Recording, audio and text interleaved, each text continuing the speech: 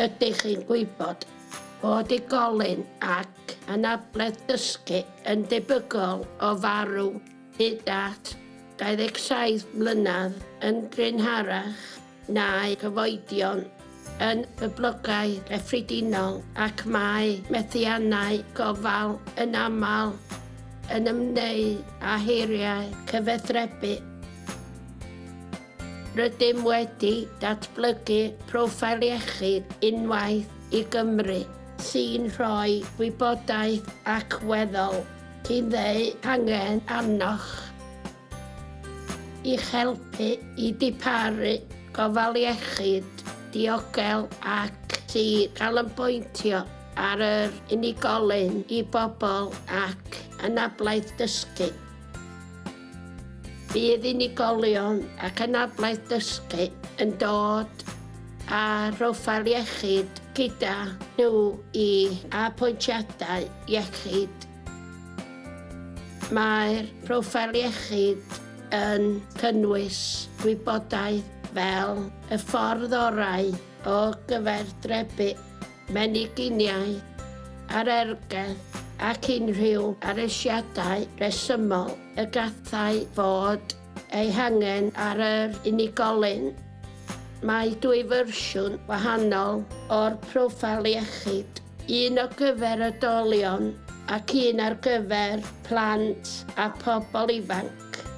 Pan fyddwch yn cefnogi unigolyn ac anabledd dysgu, gofynnwch iddo ac oes ganddo ei Proffil Iechyd. Mae'n bwysig bod pob gweithwyr iechyd a gofal cymdeithasol proffesiynol yn ei ddarllen ar ddechrau apwyntiad gyda unigolyn ac anablaeth dysgu gan gynnwys staff mewn ysbytau, gwasanaethau gofal sylfaenol, staff ambiwlans, optegwyr a seintyddion.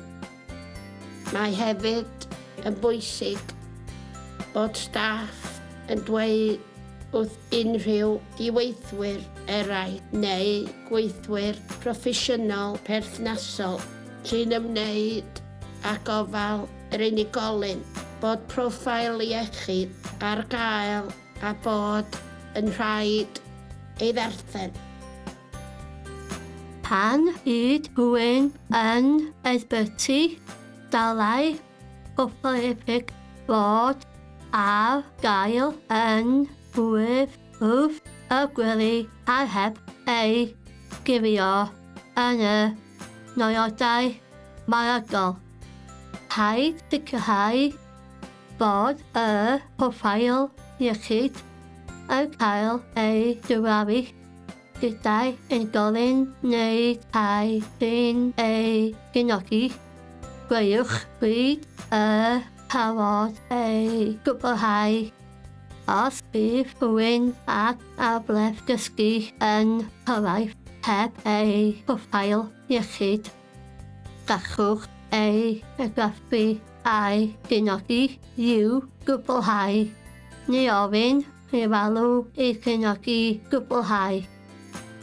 Bydd cael tabledu gwlad o Proffil Iechyd ar gael nid olen i gael mynediad at y rhulen a'i lafnifo yn eich ardal gwaith yn Benefio fel y gallwch gael mynediad atyn yn Gymlym. Os gwnaed unrhyw nodiadau tra bo unigolyn gyda chi enghraifft mewn perthynas â'r meddyginiaeth a presgripsiwn efo dylid nodi hyn ar y Proffil Iechyd. A'i Proffil Iechyd yn gwycha cyfrifiadau iechyd ar gyfer bobl ac anabledd dysgu. Gronwch adnodd a defnyddiwch